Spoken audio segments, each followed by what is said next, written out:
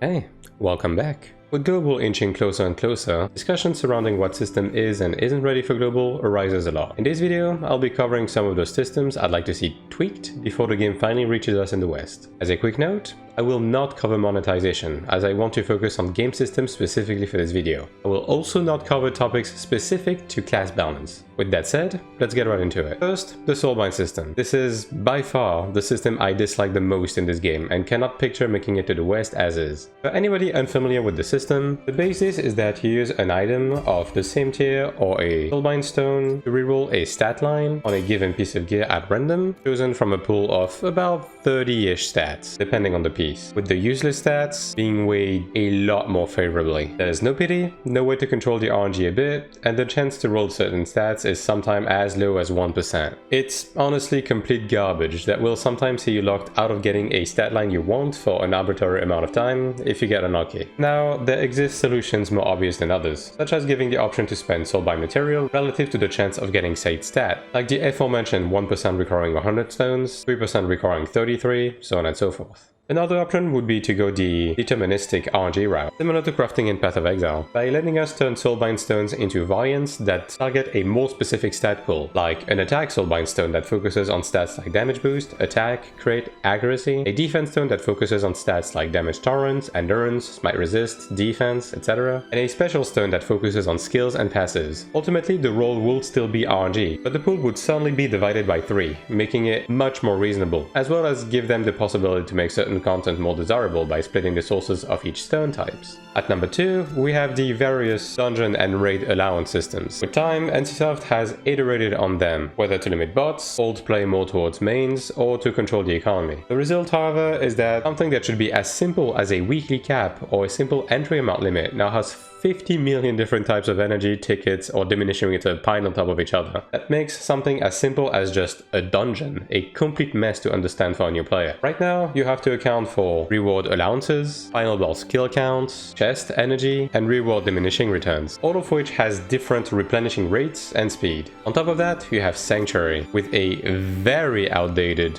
entry limit that makes it an absolute nightmare for pickup to handle, especially with the new one, as nobody wants to just make a group and go, since a single person faking knowledge can basically ruin 11 other people's entry for the week. Now, this one requires a bit more thought to tackle. First, we need to understand why it's currently set up like this. The entry limitation on Sanctuary, as well as the final boss kill limit on dungeons, transcendence, and so on, exist to limit carry runs. With that said, these carry runs happens regardless, and these limitations wind up just making it impossible for a real player to just jump in to help friends, or join pogs to just help out for fun, which really defeats the purpose of this being an MMO. Quite frankly, I think all of this needs to be streamlined drastically. The ordinal energy system needs to go as a whole, and each dungeon type needs a singular weekly loot lockout to replace all of the ticket systems. Let people join runs as much as they want, but just limit the amount of chests they can open per week instead of jumping through all of these hoops. If BOE gear becomes an issue because of that, then simply remove them. The positive of a system change like this far outweighs the negatives when it comes down to the long-term health of the game. And if murking becomes too big of an issue in the party board,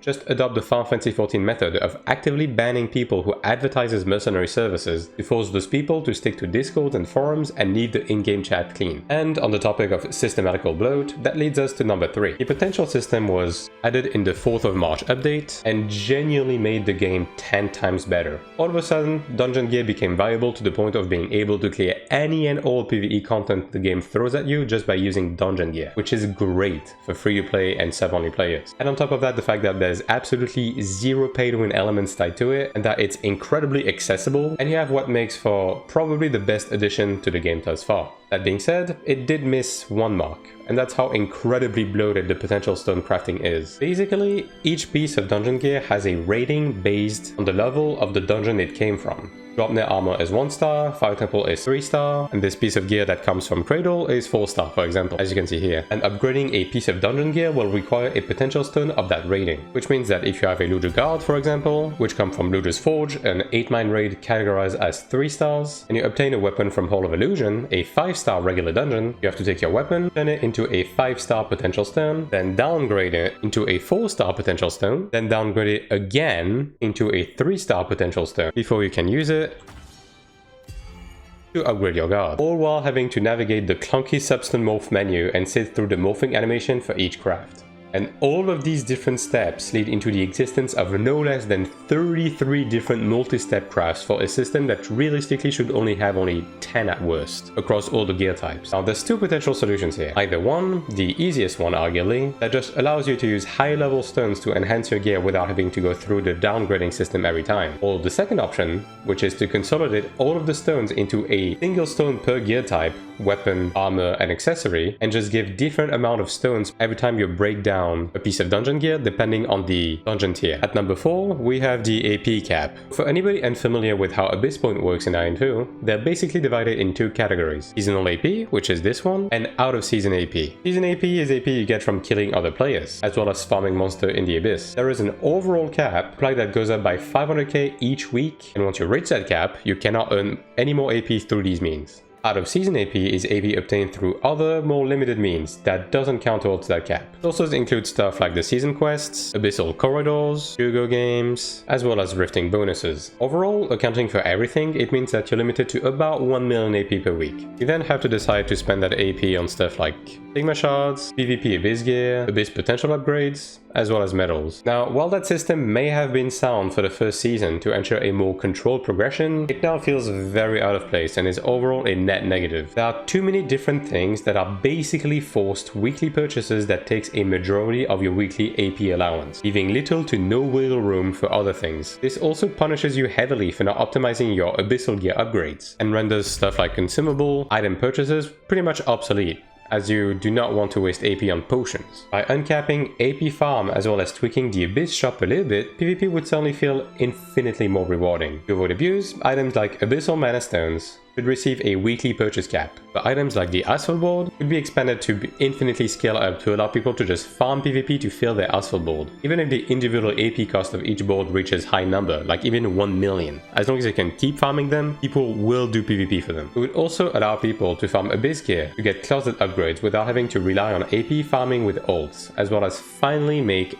Abyss pots relevant. It could also allow for other things to be added, but more on that in just a bit. And on the topic of PvP, at number 5, let's discuss the PvP gear upgrade process. Enhancing in AION 2 is pretty straightforward. Enhancing requires enhancement stones or breakthrough stones depending on the stage you're at, as well as Kina. Problem is, the source of all of these things are exclusively within PvE, and the resources given to you, while very much enough to cater to your PvE gear, feels very stretched if you're also engaged with PvP and want to enhance both. One specific thing that doesn't though is the Abyss Potential system that uses Abyss Potential Stone farmed in the Abyss alongside AP. Why not expand this to all the PvP gear upgrade processes? Have the material obtention sources mirror that of PvE by giving out PvP enhancement stones and Asphalt Board fragments in PvP instances like Battlegrounds, PvP amplification fragments in Abyss contracts, PvP Soulbind stones and codexes on world bosses and arenas, as well as have the Kina cost of upgrading be substituted with AP. Systems such as Arcanas already requires us to farm separate sets for the two different content types, so why not sell Abyss Arcana booster packs in the Abyss shop and let us farm PvP specific Arcanas like this, for example. Similarly, the addition of Abyssal bracelets would be good, as PvP and PvE requires different guard stats. Long story short, allow people to play the content they enjoy and strengthen their character during the content they want to focus on. And on the topic of PvP and PvE separation, at number 6 we have the burning topic of PvE gear in PvP. This genuinely feels like an easy fix.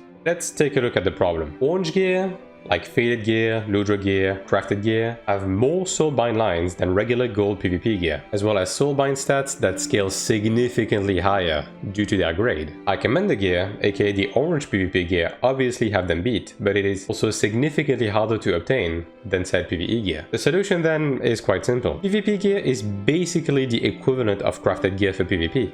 For this reason, the Soulbind line amount should match that of crafted gear, with gold having 5 instead of 4 and orange having 6 instead of 5. Additionally, the main culprits are the weapon, guard, chest and legs, mainly because the slot specific damage boost and damage tolerant Soulbinds of these scale insanely high on orange gear compared to gold. The solution is then to do the same thing they did with buffs with equipment, by having gear give the PvE and PvP equivalent to those stats depending on the gear, with for example having a PvP guard give PvP damage boost, while a PvE guard would give PvE damage boost. This would make the gear immediately completely useless in PvP, in order to allow PvE and more casual players to still participate with their PvE gear, but would make PvP gear immediately stronger for PvP dedicated players. Next, at number 7, on a somewhat related topic, we have the Mana Stone and Genius Insight systems. Both of these systems function in a somewhat similar fashion. You get the required mats, then use it alongside a little bit of Kina and pray that you roll the stats that you want. The Genius system is a little bit better in that it allows you to lock certain stats, not reroll them on further attempts, allowing you to slowly build a more focused board. Both of those could use some tweaks to feel better. First, on the Mana Stone side, mimicking the Genius system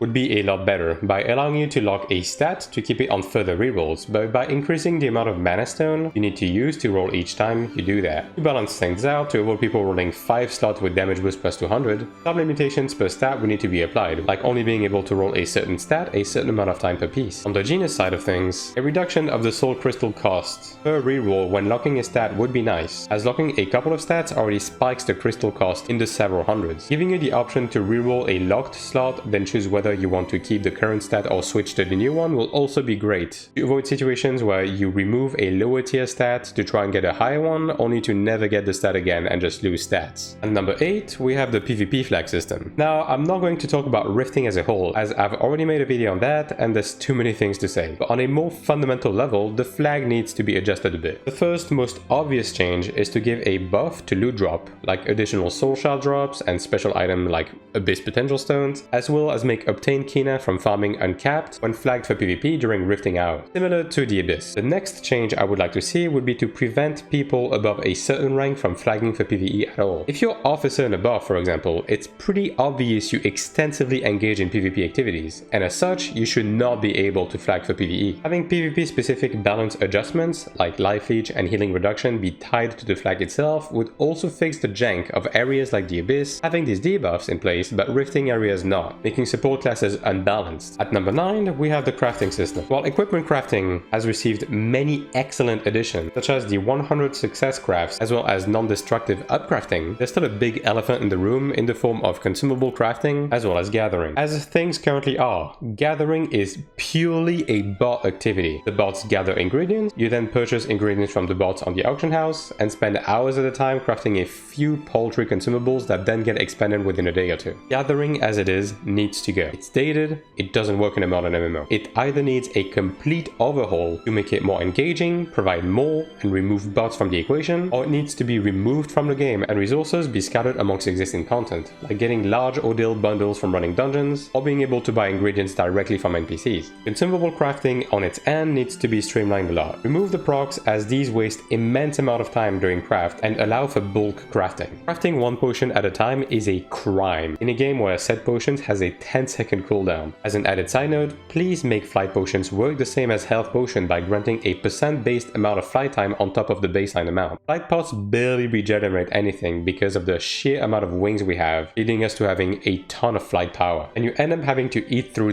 dozens just to go back to full. It's also extremely annoying to have to use them every 10 seconds mid PvP fight. And finally, at number 10, it's a bit more of a personal one, but please remove assets using generative AI from the game. As a lover of human art, I personally loathe it. I can also already tell you the Western players will fucking hate that. There's not much of it in the game, and I know for a fact NCSoft houses a lot of excellent artists, and it generally would not take them more than a week to give them a pass and replace them with proper assets. As of right now, the likes of Arcanas and a couple of skill icons uses it, which is a shame. Please get that garbage out of the game. I can tell you that when the game comes in the West, people will be bitching about it and you will have to do it anyways, so save yourself the trouble of a drama and just replace them before it reaches the West. And that will be it for today's video. There are plenty of other things I would like to cover, like the current state of crowd control, as well as life leech, but these pertain more to the topic of balance and are better left for another video. If you agree or disagree with me, or would like to see other things changed, please feel free to have a discussion in the comments below. Global approaches soon, and this is the time to let ourselves be heard by the folks over at NCSoft in order to make the game the best it can be. As always, if you like the video, make sure to leave a like and subscribe. I stream this game several times a week on both Twitch and YouTube, so make sure to swing by and say hi. Till next time, take care.